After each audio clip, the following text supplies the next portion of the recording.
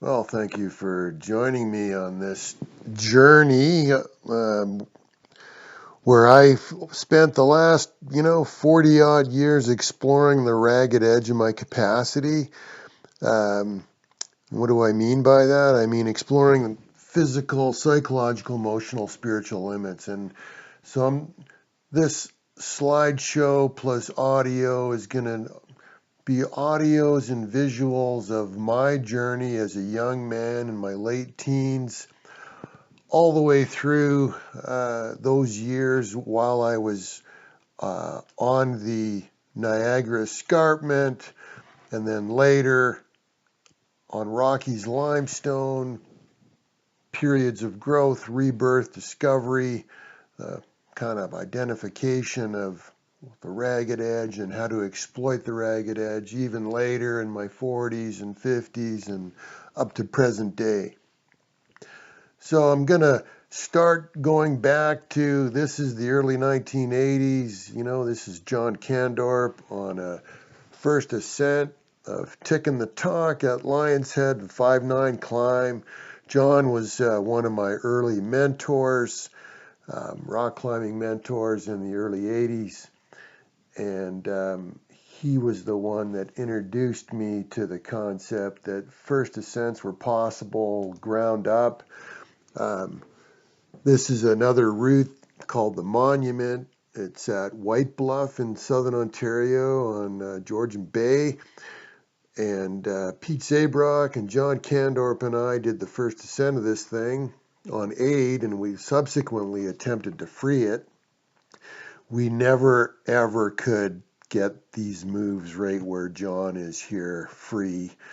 Um, I went back myself over a summer and even rope solo, fixed a rope at that move and was doing it like a boulder problem in 1984. So 41 years ago, I was working on this thing, and here I am. I'd left the rope fixed overnight, and here's me Jumaring up. This is Jumaring up the next day to work that boulder problem. It ended up being a 12C move that Peter Croft, when after I left Southern Ontario and John and Pete and I all lost interest, there was a group of folks working on it. Ultimately, Peter Croft got the on-site flash at 12C. Um, this is taken right at the crux. There's a wire placement there where the crack thins down. You can see his dated photograph, oval carabiners with a knotted sling. That was the way we made quick draws back, 40 years ago. I will say, though, that, it's a hell of a place to be, and you can still climb this route at 59A1, and it's kind of a pretty cool thing to even do it on aid, or free as much as you can at probably 511, and then do this 2 moves of aid to get through it. It's still a pretty cool place. This is at the north end of Mount Nemo, also 1984. This is after the first ascent of Anathema. And there's my partner seconding after I'd done the first ascent. Now, I had to take a hang on this thing during the first ascent, so it came back and to do the first free ascent. And, kind of a bit of a story here. This is my partner heading up through the overhang. Well, so the first weekend, I'd gone up and done the route, had to take a couple hangs, got through the overhang, and threw a sling around a tree at the top.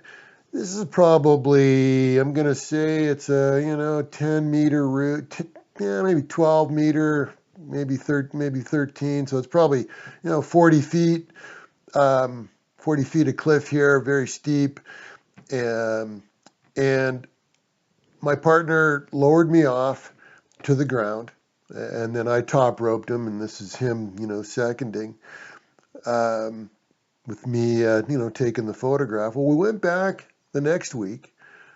I led the route, got it clean, clipped the rope to the tree, and yelled down, making the erroneous assumption that my partner knew I was just going to lower off because that what we had done, 7 days before.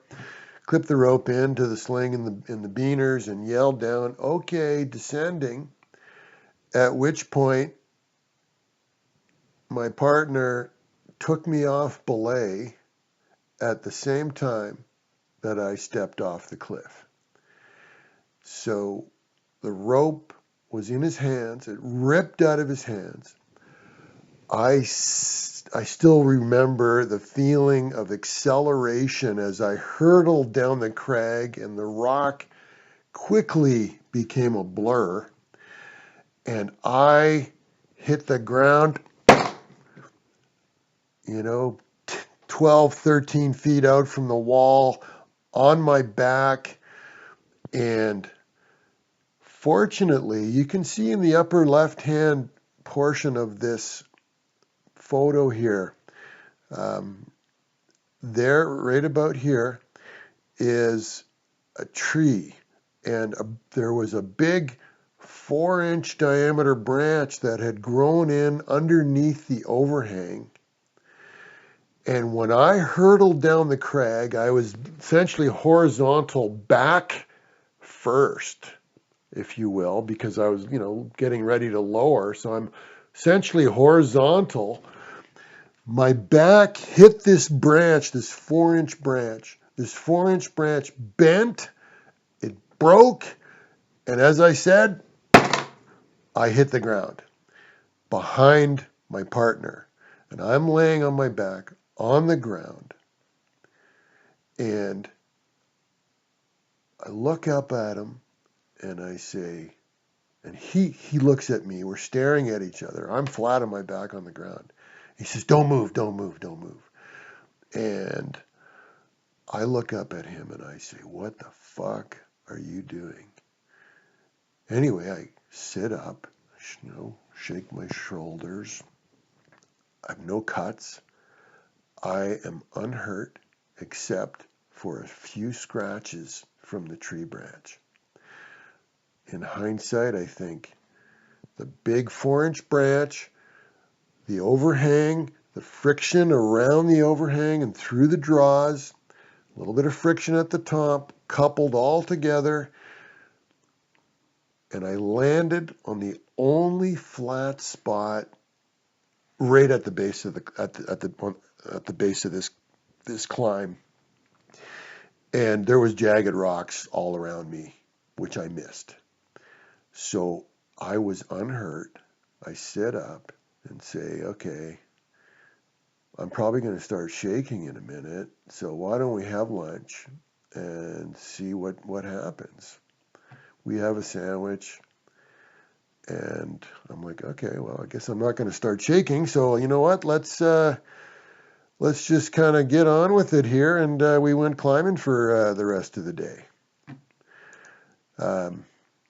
This is Exploring with John Kandorp at Lion's Head, also at known as the Hole. I believe years later, John actually did a route that came up right through the Hole. Probably a decade or two later. This is probably 1982. This one here, this is Rick Susskind seconding a route called Boulevard Circus at Devil's Glen. I'd done the first ascent, and you can see the rock is super compact here. I'd walked underneath this thing many times until finally I got the courage to lead it. And at this time in 1984, we didn't place bolts, and we didn't do anything. We did everything ground up. So it took a bit of courage to head up on this blank thing. You basically had to climb the 510 crux with no gear. The crux is right around where my partner is right now. No gear, to the deck. Later, this caused a bit of controversy when a group of folks bolted it. and without talking to me. And also in their post had claimed that I probably don't even, Steve DeMille probably doesn't even remember this route. Well, I answered back and said, actually, guys, you know what? I remember it very well. I had to, like I say, I walked under this thing probably 10 times before I could summon the courage to climb it. And honestly, it was such an intense experience for me that I still remember what the handholds felt under the pads of my fingertips when I was leading this thing in 1984, 41 years ago. I can still remember it like it was yesterday.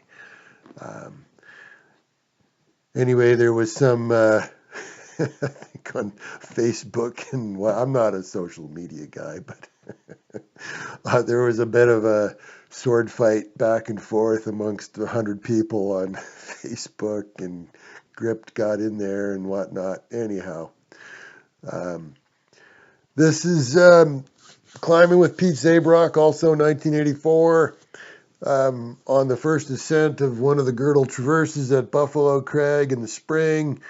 And you can see there I'm wearing those PAs, with work socks and an old army sweater, no helmets. Back, we didn't wear helmets on the Niagara Escarpment in those days. And those blue pants actually are ahead of their time. They were 100% polyester, and they were actually my mother's. So I seconded them because I loved how stretchy they were, that they would dry out quickly when they were wet, and they were freaking bulletproof. They lasted for years. They would break apart in the seams, and I'd re-sew them, put them back together, and they were so stretchy I could roll them up into shorts or roll them down. I climbed those things for years until a similar product, became available, in the market. This one here is I don't remember the crag that this is on. John remembers where it was, and we never finished it. We were, attempting this thing ground up, and we both took multiple falls on it. And one of the interesting things was we had a number 3, still remember it. This is, I believe, 1985 now. We both took long falls on a number 3 Chenard Micro, and the wire was frayed, and which we didn't bother, just, yeah, whatever, who cares kind of thing. And we both took multiple bombs on it, and one of the bombs, we were probably taking 20, 25-foot falls on this number 3 Micro. It was backed up underneath, but eventually the wire snapped. And the rock was good enough here that the little piece of, aluminum alloy was still in the crack.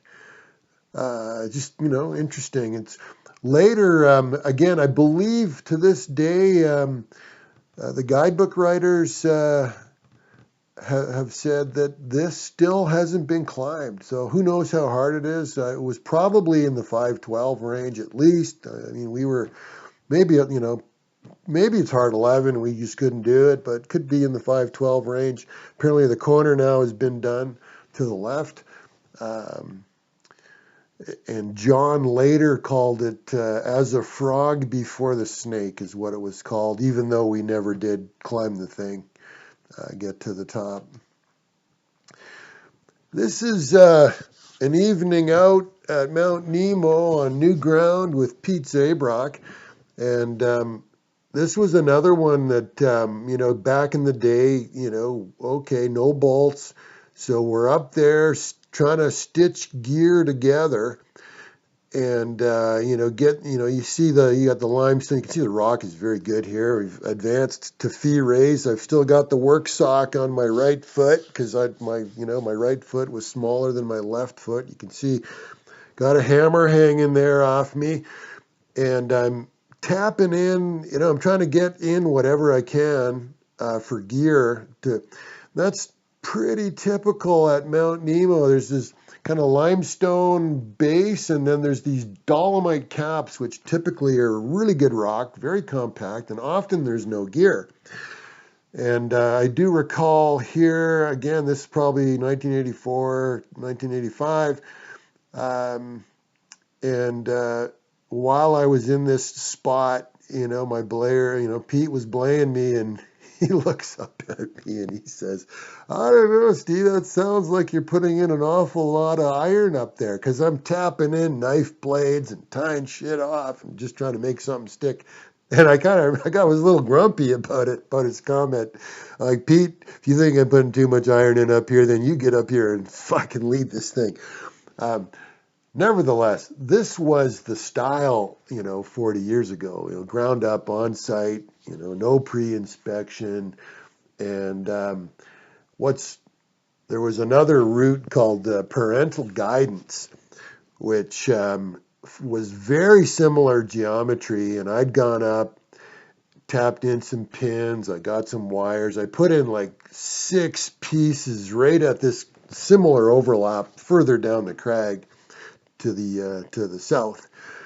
But and I go up again after work with Pete, and I go up, get up to the crux, fall off. Yeah, okay, you know what? 10-foot fall.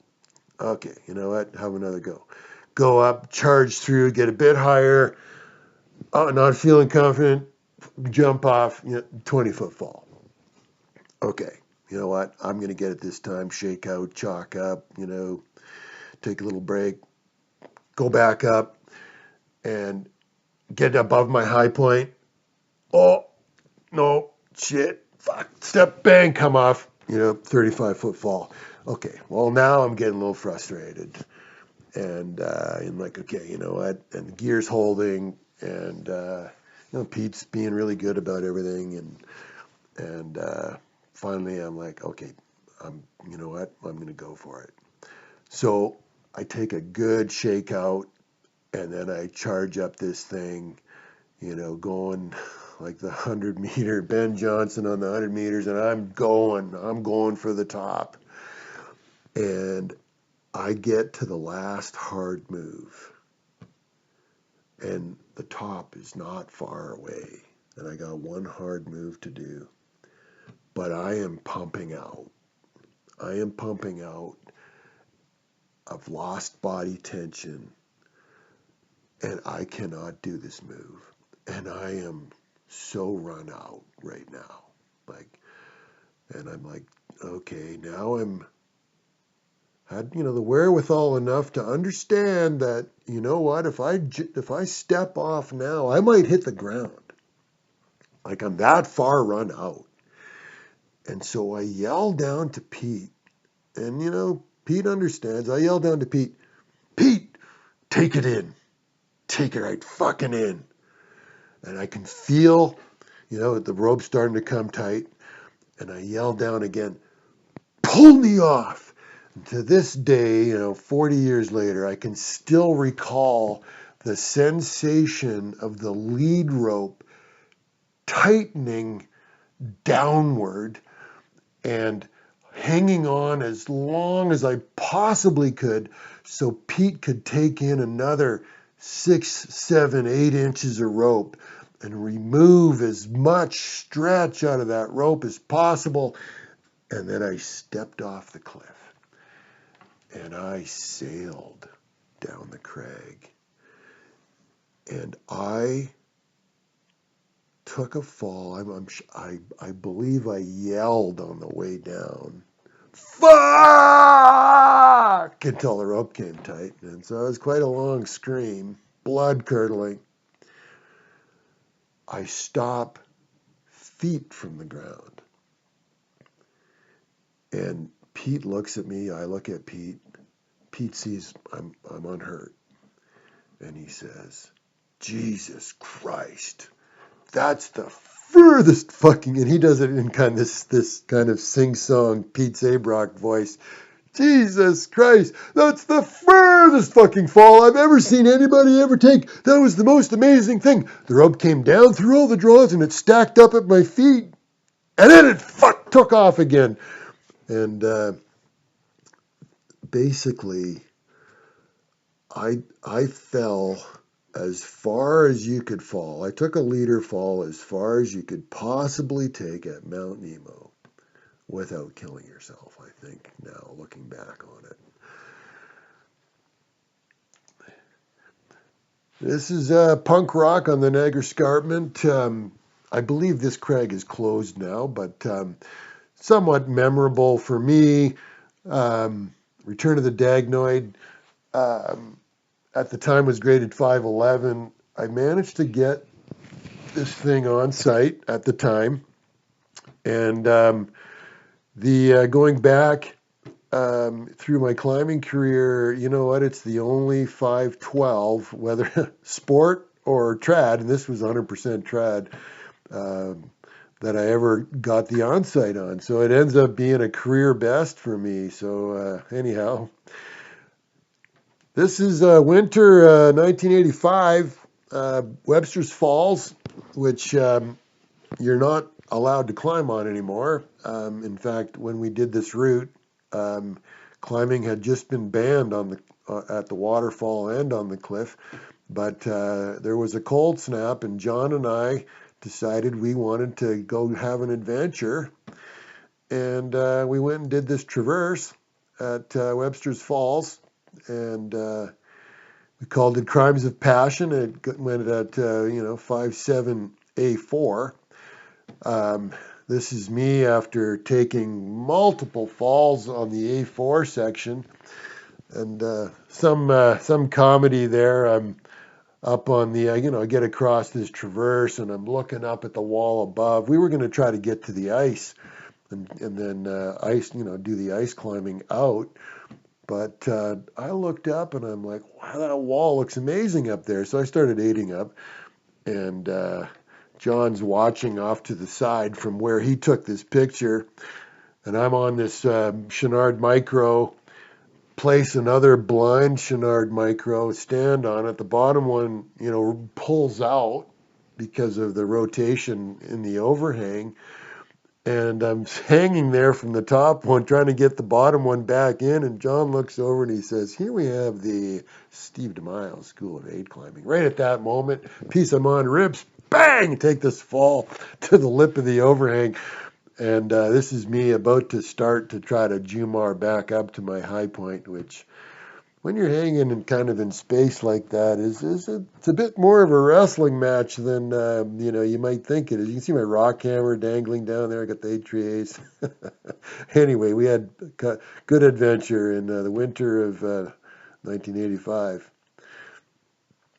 More new ground, Niagara Escarpment. This also at Punk Rock. Nova Stories, another ground up first ascent. At Mount Nemo called Smooth Operator. Went at 510. This is my buddy rapping off of Against All Odds after the first free ascent in 1984. This thing overhang is this massive overhang, and shockingly goes at hard 510. Maybe it's 511. Hell of a route, but when my buddy was wrapping off, I thought, I gotta take a photo here. This is incredible. Pete Zabrock, Buffalo Crag, 1984 also, and then first traverse of the Skyway Bridge over between Burlington and Hamilton. John and I went out.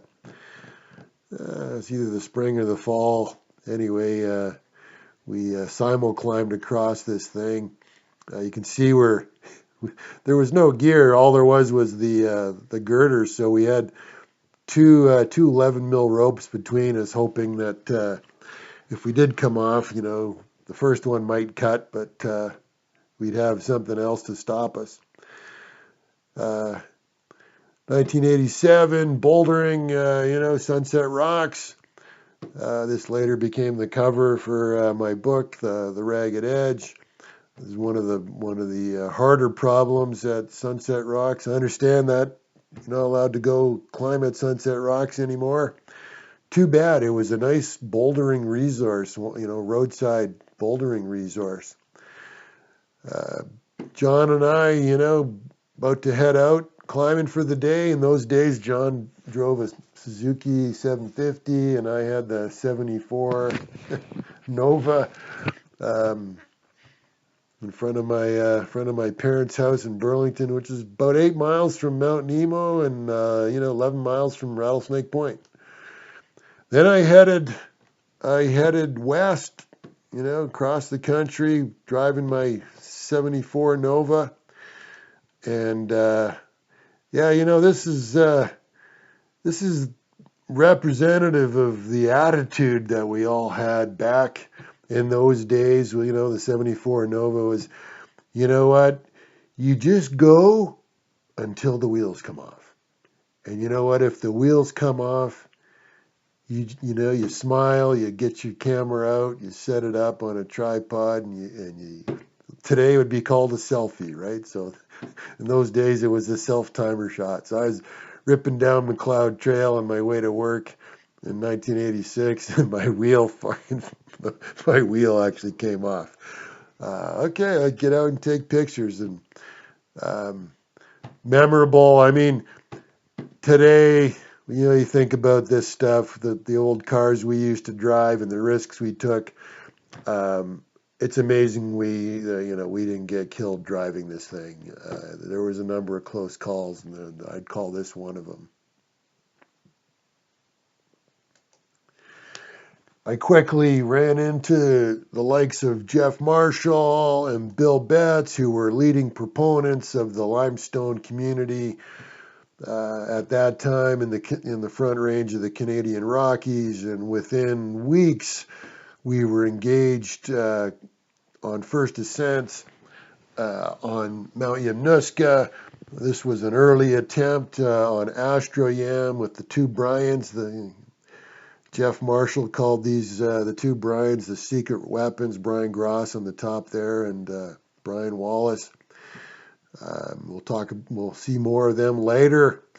I arrived, met Jeff, and got invited on the first ascent of Astroyam in June of 1986. So this is Jeff Marshall on one of the first hard pitches on Astroyam during the first ascent. Over on the left there, the corner system going through the overhangs was Highlander, which I saw the route from this ledge and asked Brian Gross, well, what the hell is that? And he said, well, that's our next new route, Steve. So the next week I went up on that, but we'll talk about that in a minute. So this is Astroyam again. So what was new for me here was these guys, the leading edge of limestone climbing in the Rockies at that time, were very comfortable, placing bolts. And for this particular route on Astroyam, I was introduced to drilling off the skyhooks. So you can see here Brian just heading out from the station. He's got a hook down and he's drilling the first bolt to protect the belay on new ground on the last hard pitch on Astroyam. So Brian and Jeff became my mentors with regards to bolt drilling. So that was June of 1986 when I drilled my first bolt. Witnessed bolts being drilled on skyhook, and then immediately adopted the tactic, which I don't mind telling you was a hell of a lot safer than stitching together, tied off knife blades and crap that we'd been doing. So for me, this was a real game changer. The other thing that's somewhat interesting was that the apprenticeship that I had on the Niagara Escarpment, Nemo, Punk Rock, Devil's Glen, White Bluff, Lion's Head, all, ground up limestone. And then when I wandered across the country and met these guys, we were peers. So it really does show that, if there's anybody who lives in Southern Ontario who has Rockies limestone or alpine aspirations, the Niagara Escarpment is an incredible training ground for some of the hardest limestone climbs in Canada. I just thought I'd mention that. A couple of weeks later, Bill Betts and I head up on East End Boys. It was a line that he had been on before, and said, "Yo," and I, we got to the base. He showed it to me, and I'm like, "Well, this is Bill. It's a crack line, right?" And of course, I knew enough from my experiences on the Niagara Escarpment that, and if there's cracks on limestone, you can get gear. So this was an unclimbed, 650-foot crack line on the south face of Miamnuska that had been attempted by multiple parties over the years. And I think what happened was guys got up into the rotten, overhanging yellow limestone, and they started to get scared, And when I got up here, I'm like, "Oh man, this is just like Mount Nemo. This is gold." So this is me, punching up the second hard pitch on East End Boys, or third hard pitch on East End Boys during the first ascent, and Bill coming up, and this is looking down, the fourth or the fifth pitch. So anecdotally, somewhat memorable.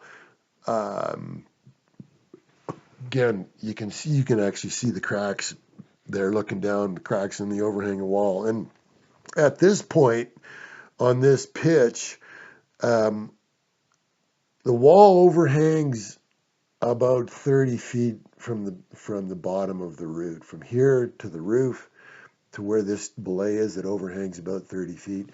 We're going to go through another roof. The whole thing overhangs 50 feet in the first 300 feet. So on this particular pitch, I was charging up and, placing gear. I tape gloves on, I'm charging. And I'm like, this is gold. It's a crack line. Bam, I'm gold. But I get up. You can just see there's a little kind of an off-width section there. Just rattly fists. And I get up there, and I got two fist jams, and they're both slipping out at the same time. And I'd put in a big friend, it was a number 4 cam, just at my feet. And I'd run it out a bit up to that, but it looked like a good cam. Anyway, they're both sleeping out, so my fists are creeping out, and I yell down to Bill, "Watch us here, Bill, I'm going to come off." And sure enough, I come off. And I fall thinking I'm going to take a little shorty, but the friend rips. And I sail down the crag, and I pass Bill. And so I didn't hit anything. It's total air time. But I'm upside down. I pull myself up. I look up at Bill. He looks at me. I look at him. And, it's only our second time climbing together. We've only known each other for a couple of weeks. So there's that, that little bit of, boy, is Bill going to think I'm freaked? Or did I just freak him out? So I look at him and I say, "Bill, are you okay? You okay, Bill?" He looks at me, he says, "I'm okay. Are you okay?" I said, "Well, I'm okay." And of course, the friend was now at my waist because it had ripped and it slid down the rope. So I unclipped the friend, clip it to my harness, look back up at the crack above, and say, "Well, guess I better get back up there before I get scared." And so here's the next pitch, and I'm aiding up through here, and you can see it's tied off blades behind expanding flakes. And I'm just in dreamland. I'm like, I yell down to Bill, "Bill, I feel like I'm back at my home crags in Southern Ontario. This is exactly the kind of climbing that I loved. So I am just having a ball up here." Bill's like, he's kind of shaking his head. Jesus Christ. But I loved it, and back to, what? This was on par for Niagara Escarpment aid climbing. So, you know what? Go find that rotten overhang that's even too rotten to put a sport climb on, and go practice your aid climbing, and you'll be ready for the Canadian Rockies, whatever they have to offer. There's Bill, second last pitch, East End Boys, after a hard day, taking off on yet another 5:11 pitch. It's right around here where I'm like, Bill, every pitch on this route is overhanging or it has an overhang in it. It's steep. It's steep. Next day, I went out with Brian and Jeff. We did the second free ascent of CMC Wall. And, the reputation of CMC Wall at that time was elephants tethered to cornflakes. Like the rock was bad, the pro was bad. Oh, it was so overhanging, problematic, whether it was questionable whether you could retreat off the thing. And I remember, I'm up here, and it was literally the day after East End Boys, right? So on the Sunday. And I'm looking around CMC Wall, supposed to be the steepest, hardest route on Yamnuska at the time, and I'm kind of going, well, this isn't overhanging. Like East End Boys was overhanging, and this rock is amazing. This is incredible.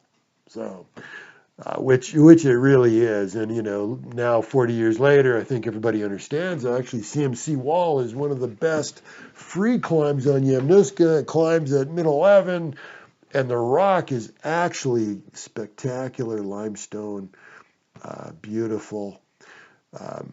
This here is the last pitch of Highlander. So I rope soloed Highlander in an 18-hour push, a couple of weeks after, or the next week after East End Boys CMC Wall. And then later we came back and did this photo shoot, but this is the last pitch of Highlander. And Highlander remains a very special experience for me, psychologically, physically, emotionally, spiritually.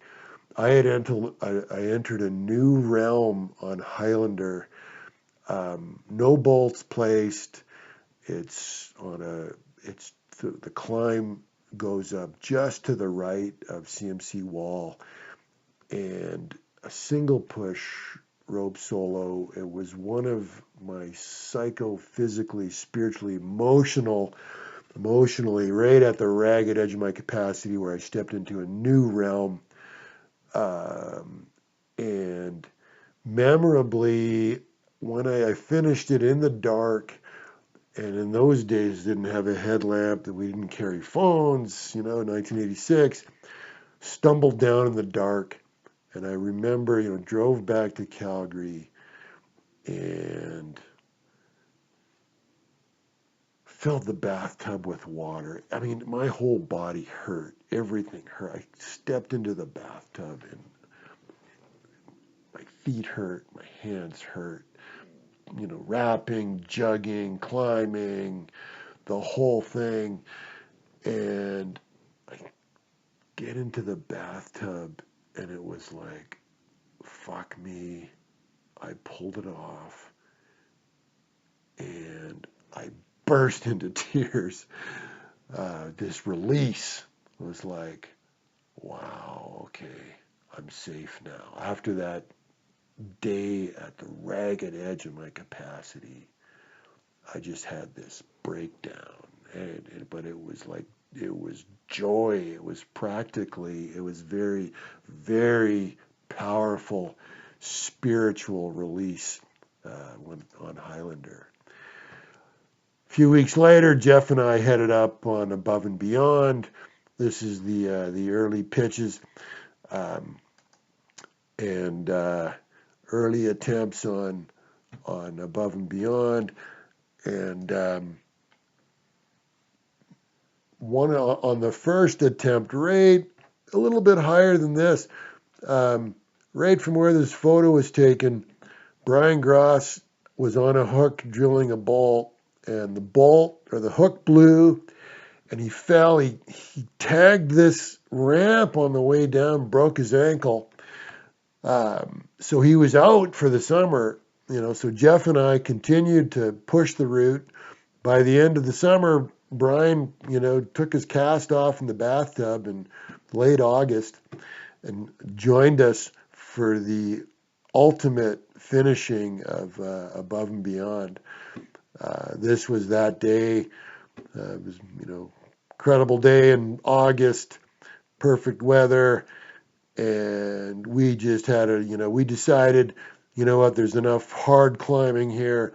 Let's have one of the seconds, Jumar with the pack and the ghetto blaster, and but Brian wanted to climb everything since he'd missed out on the climbing, so he seconded every pitch, and either Jeff or I, Jumar seconding, but this is the hot 510 plus pitch, high on the route.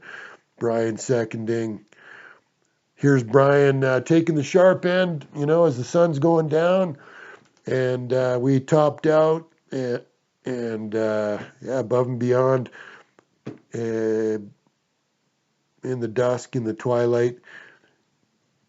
The last 50 feet were around 5.5, and Brian had led the second last pitch. Jeff and I get there. Brian says, "Just carry on, guys."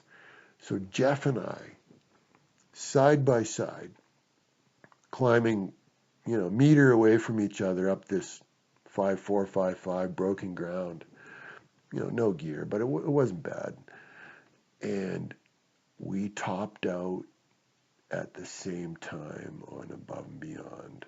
The sun was gone, and the last little bit of light. This photo was taken with a flash. You can see here it's dark, but we got to top what brought Brian up, took this photo. We were pumped.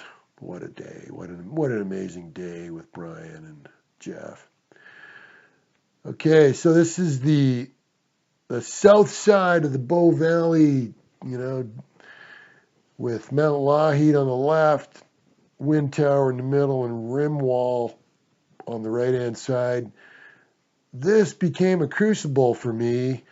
This cirque of peaks on the south side of the valley, and I'll throw Hai Ling into that, the north wall of Hai Ling, but between 1986 and 1988, these three walls and the north wall of Hai Ling were on my list. Each of these walls and Hai Ling took multiple attempts. Rim wall on the right took 2 tries. Wind Tower, Iron Butterfly up that dark, steep face in the center took 3 years and probably 20 tries. And we had fixed ropes.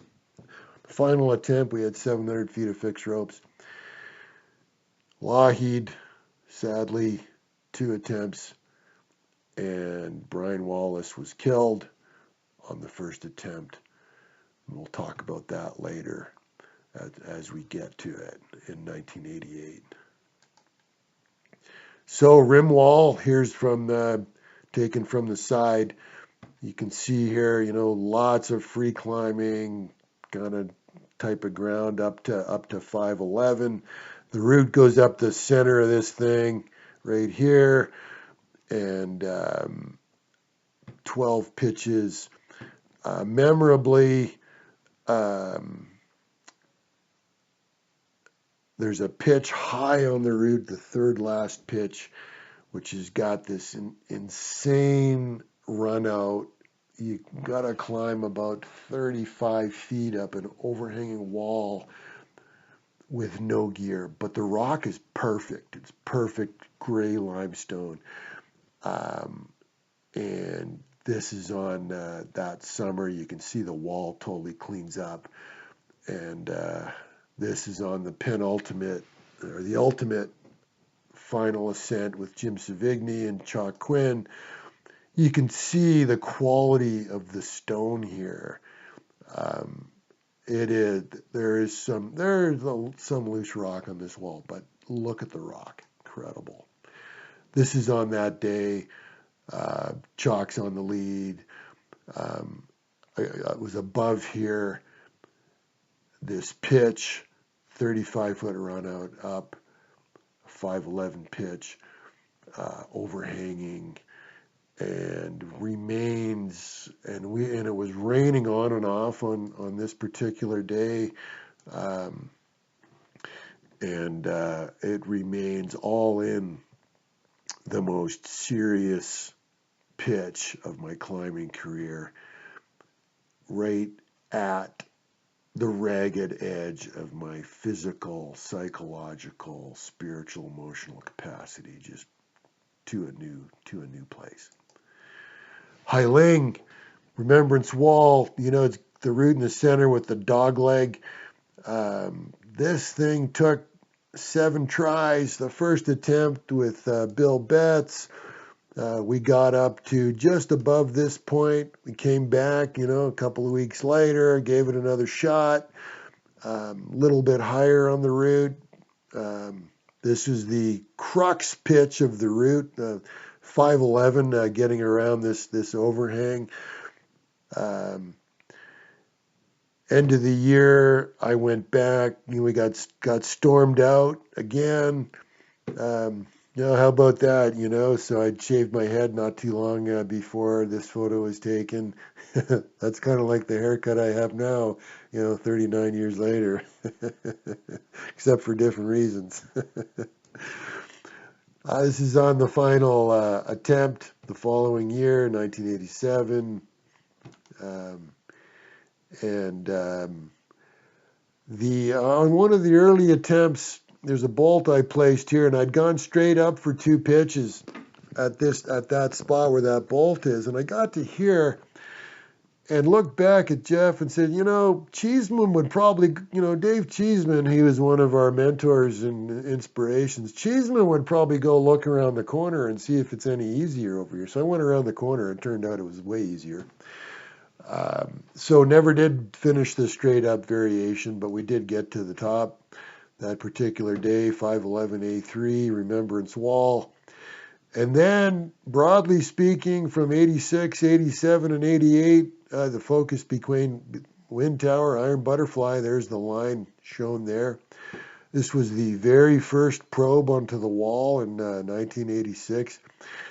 And what's funny about this photo is it's actually a bit of an optical illusion here, or not an optical illusion, but when Jeff took the photo, he made the cliff vertical and me overhanging. Well, it's actually the other way around. I'm standing up straight there, and the wall actually overhangs. Memorable first pitch, Iron Butterfly, and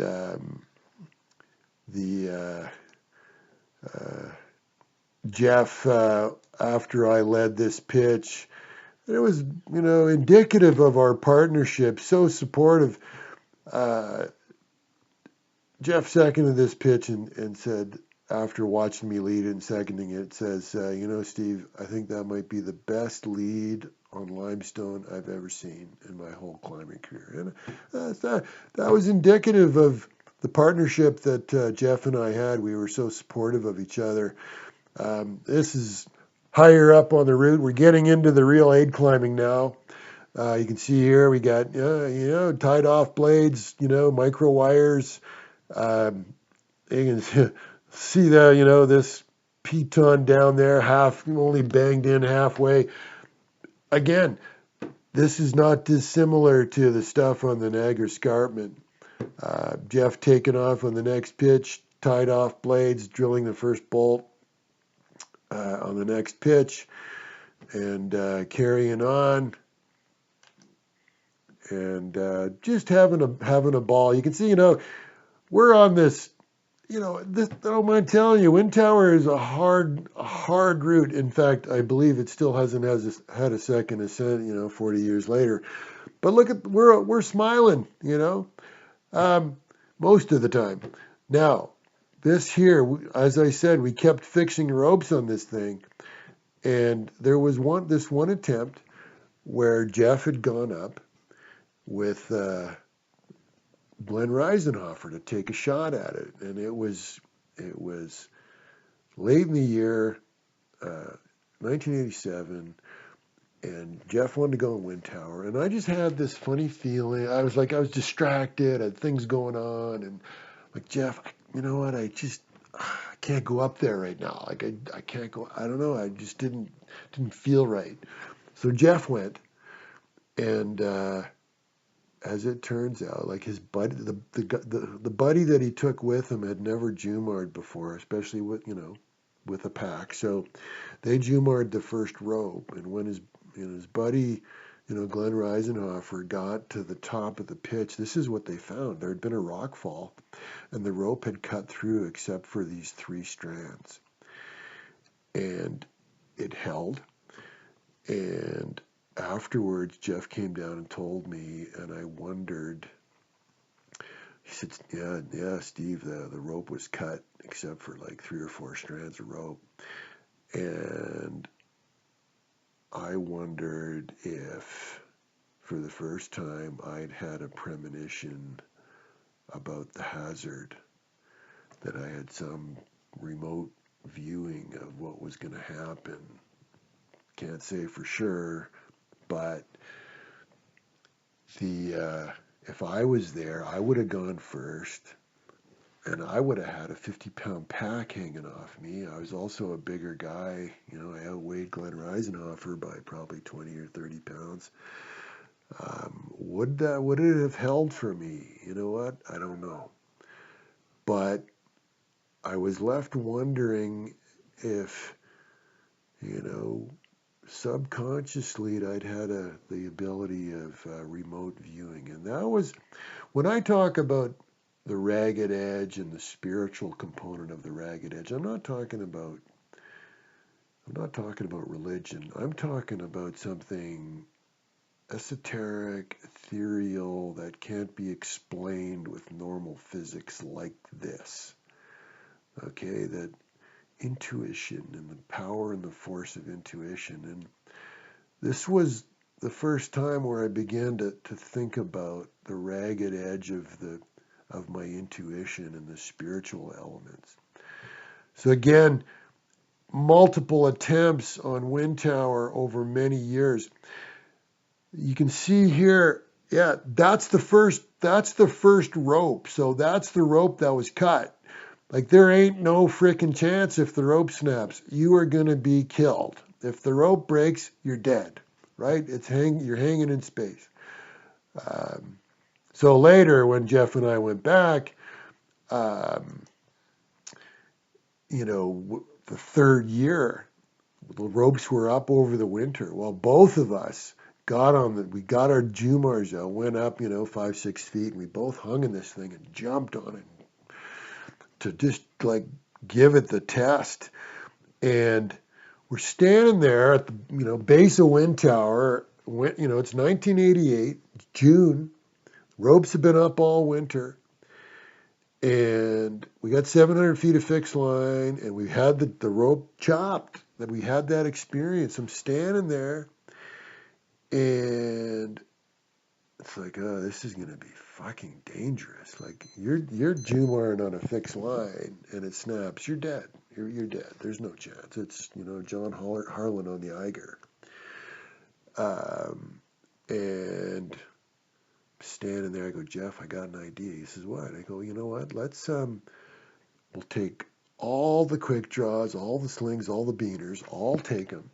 We'll take the 2 50-meter ropes, because ropes were only 50 meters in those days. I'll take both of them, 10 and a 9, and I'll Jumar up with the ropes and all the draws, and as I pass the anchors, I'll clip a draw into the fixed gear on the way, so that when you start up, we'll simul-jug, so that we'll always be clipped into something, and even if the rope I'm on fails, I might take a 100-foot fall, but the wall overhangs for 1,000 feet, so it's going to be an air fall. And I'm like, you know what? I'll have a chance, and I'll probably not be killed, and I might not even be hurt if the rope breaks. Jeff's like, that's a great idea. Did you just think of that now, Steve? I'm like, yeah, I just thought of that now. So that was another example of problem solving, in the moment in a high stress environment. And I'm going to talk about that again later, some more, about having the capacity to, in the face of it, in the face of the fear and the stress and death, being able to think clearly and still be creative with problem solving. And then back to, you know what? Jeff and I were having fun on this wall. Like, you know what? Despite all the challenges, and that was the nature of our partnership, I got to say, in all those climbs with Jeff Marshall, we never had a harsh word. We did not have a harsh word. I mean, the shit hit the fan numerous times, and we both took long falls and whatnot, but we never had a harsh word with each other. It was always about, okay, yeah, and even if one of us thought, yeah, let's go down, okay, yeah, okay, sure, yeah, you know what, we'll come back. That's just the way it was. A4 pitch high up on the wall on Wind Tower on the final push. Jeff heading up this compact, and you can see here, this is indicative of Wind Tower. Look how compact this limestone is. Yeah, there's little baby seams there, but you know what? There ain't no cracks there. This is, he got a piece of gear in, but then he had to run it out a long way up on here. And conspicuously good, very compact. So it's bolt country. Subsequently, to the right of Iron Butterfly, 40 years later, in the last 3 years, there was one ground up route done, completed, called Daddy Longlegs, which probably has, I don't know, 50, 80 bolts on it. And then there's another sport climb that was done top down, even further to the right, which probably has 300 bolts on it or something, done top down. But you can see why. I mean, look at this stuff. It's very compact. And incredible free climbing potential. Those routes all go at hard 512 or 513, I think, is my understanding. Leaving the fixed lines for another year. We got in a snowstorm. We're just hamming it up at the base of the wall. Okay, time, heading up the fixed lines. Again, smiles. We're just having a ball up here. This is in the upper corner on Wind Tower. In June of 1988, this is Jeff heading up in the last bivouac. There's the Three Sisters with the cloud down below on the last morning of the climb, on the last pitch, and then topping out. And about a month later, we were going to head up on the Mount Lougheed, which is in the background. This is 1988, June of 1988. A couple of months later, the snow was gone on this wall, and we went up there and had a look at it. Okay, so this is now beginning of August 1988. Jeff Marshall, Brian Wallace, and I hike up to the base. Sun's coming up, and I'm looking at this wall, and I have this feeling of revulsion that I can't explain even today. And I'd never had a feeling of revulsion when I was standing at the base of an unclimbed limestone wall like I had this on this particular morning. And my only thought was, what a fucking piece of crap this wall is. But Brian and Jeff were keen. And I knew that if I didn't go, if I decided to leave, that Brian and Jeff were going to climb it and I was going to miss out on the first ascent. So I overrode this feeling of revulsion. This is that morning. This is Brian Wallace. Sadly, later on this day, Brian was killed. He hold broke. He fell, took a factor 2, and he died of his injuries on the wall. So we started up, Brian doing his share of the leading. Sadly, these are some of the last photos of Brian Wallace. We're coming up to this head wall, which was the scene of the fall. This little steep overhanging overlap on the north face of Lougheed, and Brian took a look at it, went up, hold busted off, he fell, and he went past the station, flew by us, and disappeared, under the ledge, and was unresponsive to our hails.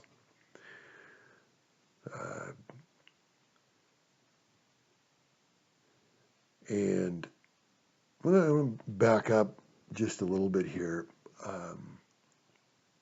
Up to this point,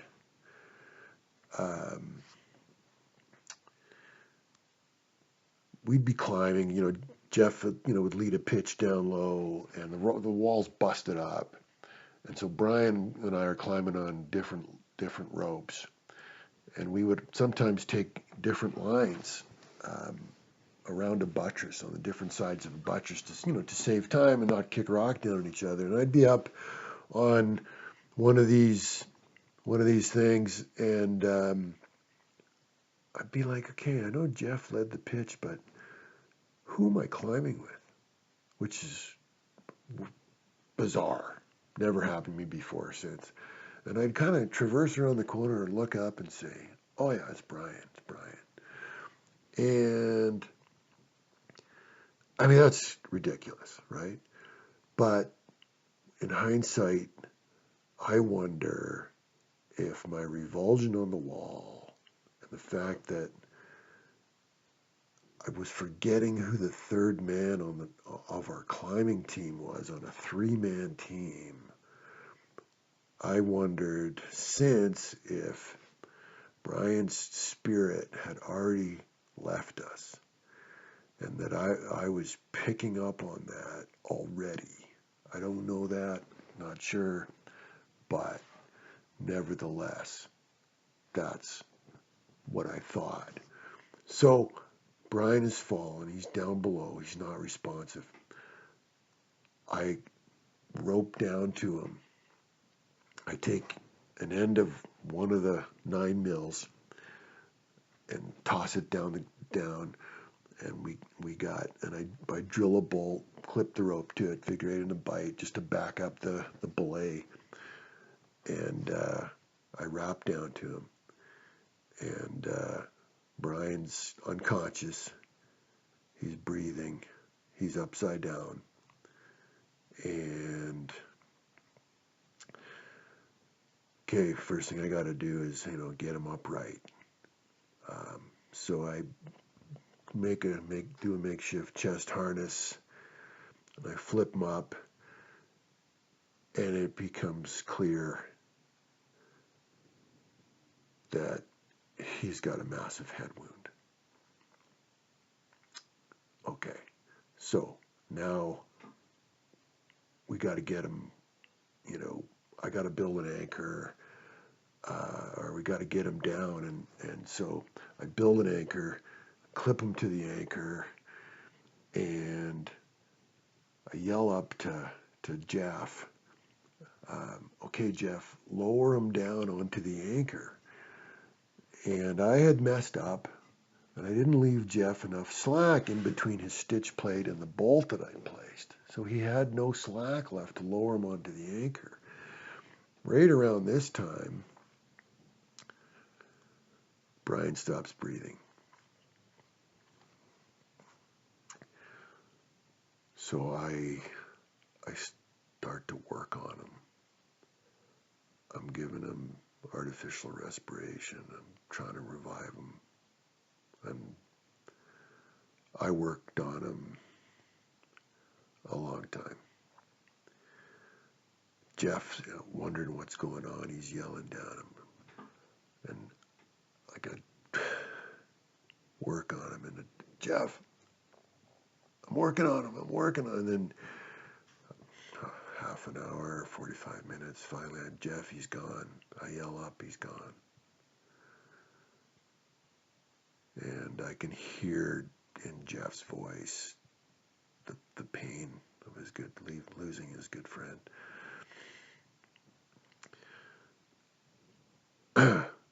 Then, okay, back to the task at hand. Jeff doesn't have enough slack to lower him onto the anchor. And we don't have a knife with us. I can't cut the rope. Can't undo the knot. So I'm sitting there and we're both hanging in space. I mean, there is not a motherfucking foothold to stand on, okay? It's a dead vertical wall. Pardon my French. And I'm sitting there trying to problem solve through this. And you know what? Jeff and I had never rehearsed this stuff. So one of the takeaways is, you know what, guys? Rehearse your self-rescue stuff. We didn't. You know what? And it just about fucking killed us, all of us. So I'm hanging there, and through, the mist, if you like, I recall a conversation that I had with one of my buddies not too long before that he had taken a crevasse rescue course, and they'd used a 3-to-1 pulley to pull people out of a crevasse. And I'm sitting there thinking, okay, that's the answer. I'd never done one before. But I'm a technical guy, a bit of an engineering background, so I got to build a 3-to-1. I got to lift them up. So I do an bodyweight aid placement as high as I can reach, build a 3-to-1, using a little bit of rope that I had left on the dead end, haul them up 2.5 feet, 30 inches, and Jeff yells, Jeff yells, it's not enough. He still can't. I got to do a second piece. A bodyweight placement. High as I can, another 24 inches up. And then that's enough for Jeff to undo his stitch plate, clip Brian, and I are to the wall. We both untie. A little bit frightening on bodyweight aid placements, but okay, that's all there is to it. Jeff gets the ropes free, sets up the wrap, and then we're able to get Brian down onto a ledge. And again, this problem solving in the face of adversity, I can only say that this is a spiritual thing that happened there. So we get down, we're on the ledge, Brian's passed. Jeff says, okay, Steve, we got to get out of here. And I say, well, Jeff, we can't leave him here. What are we going to tell his mother? And I start crying. I'm a young guy. I'm emotional. I've just been through an ordeal. I start crying. Jeff's like, Steve, he's gone. You know what? The weather's turning. We got to go down together.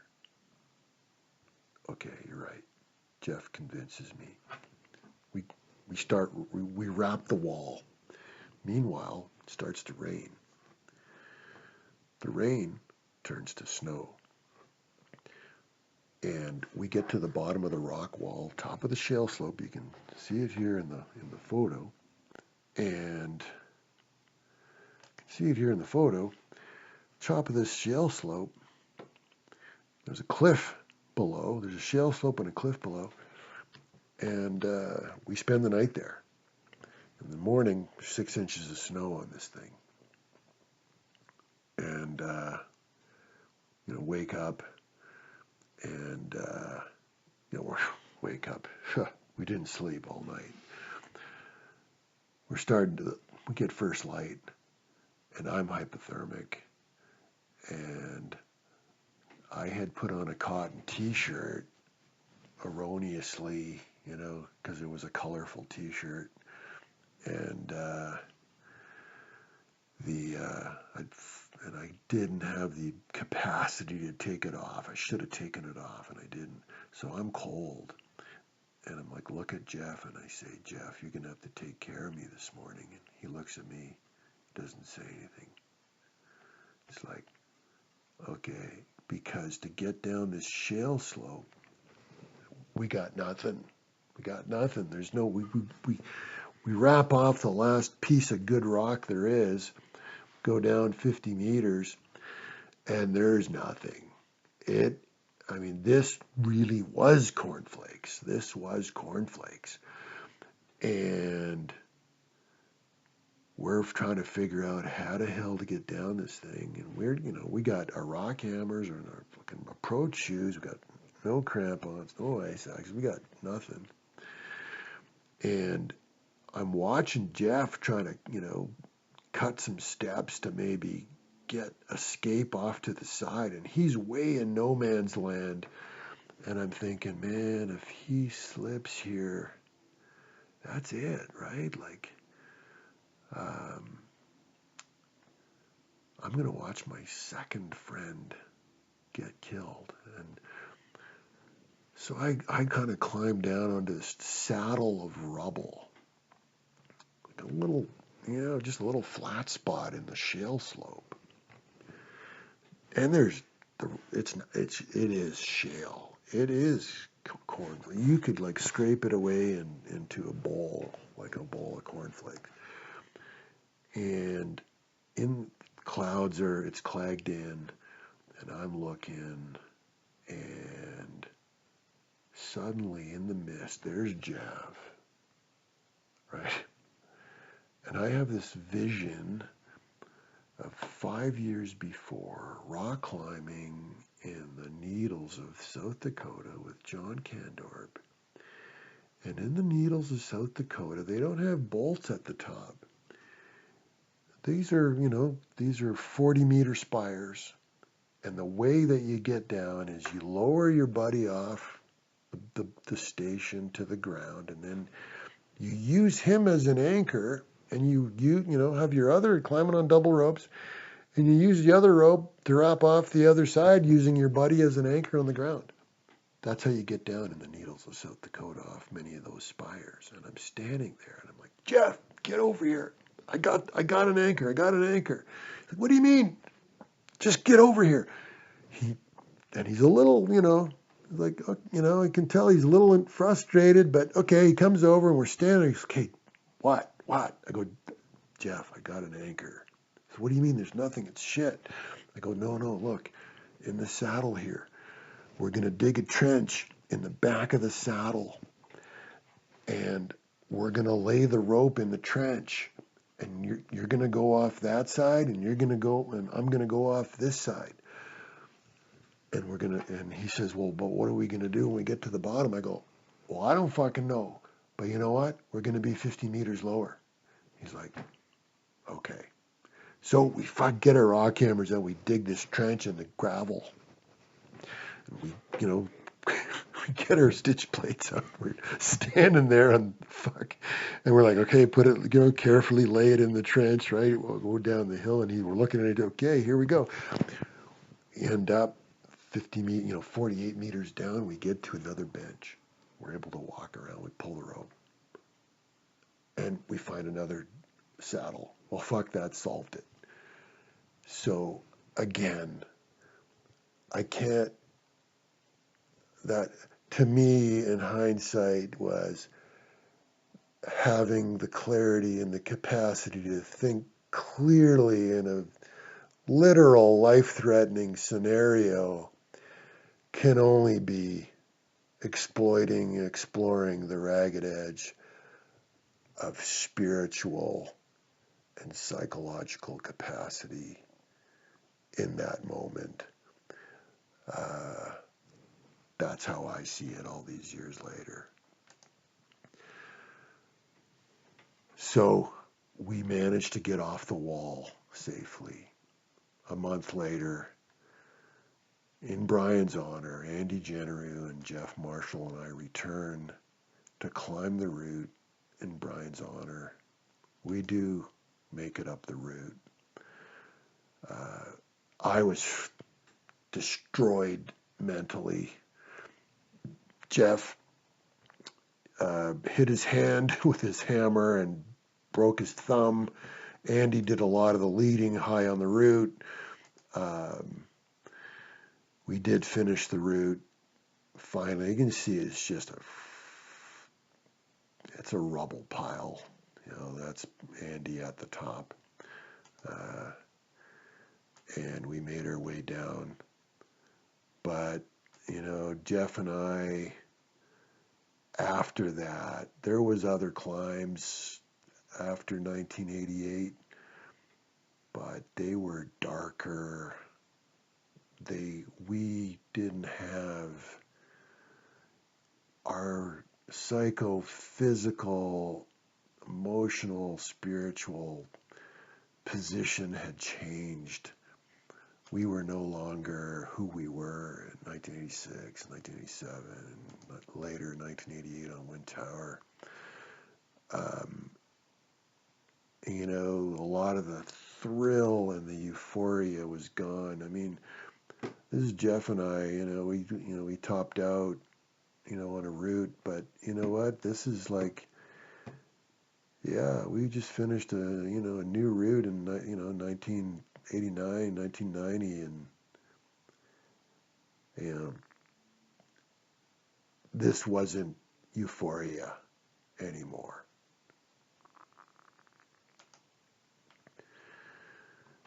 (1990), this was the last route that Jeff and I did on the suicide wall on Yemniska.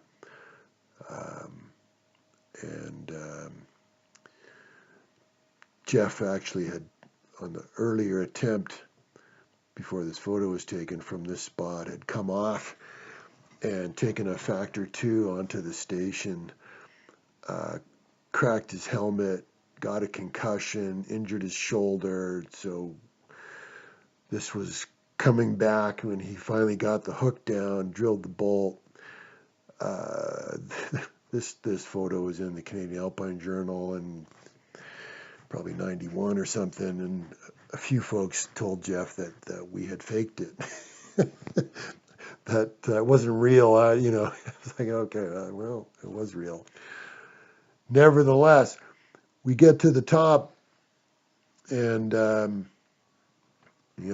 of this quantum leap climb, and I'd had the last pitch, same scenario, sun's going down, still 50 feet of hard climbing to go, and I put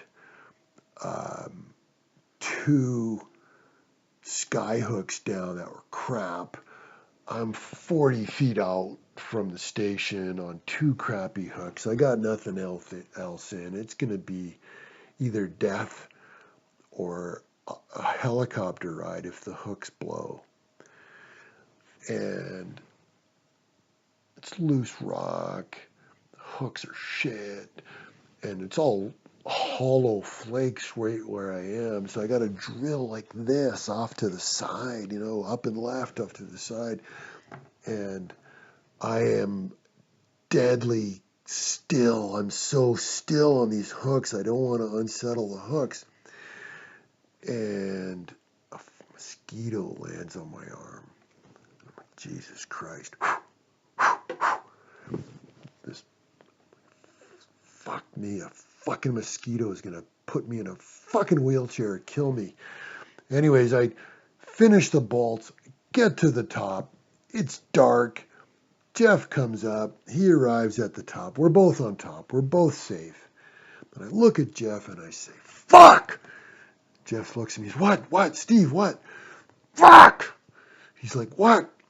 Fuck, this is a serious game. Of course, he doesn't say anything because he knows it's true. And the next day, I am, at work, at my desk, and I'm thinking about it. I'm like, Jesus Christ, you know what? I am pushing it so hard, so to the edge of my psychophysical, emotional, spiritual capacity where, if I sneeze, it could kill me. If a mosquito lands on my arm and I twitch, it's going to fucking kill me. A pebble falls, a bird swoops down, like the sun's going down. It's like there's no light left. And, you're in that moment of what if you think you can, and you will, and you're going to try. And I'm like, if I shave this any fucking closer, I am gonna fucking kill myself. I have to stop. I have to stop. It's too fucking dangerous. And that was basically the last serious limestone first ascent that I did in my climbing career.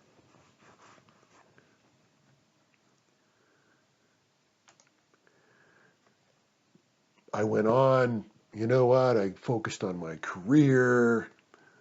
By 2005, I published my first book called The Rage, Reflections on Risk, where I go into and I talk a lot about the psychophysical components, and not so much the spiritual and emotional side. That was going to come after more reflection later. In 2005, I'm a 40-year-old guy.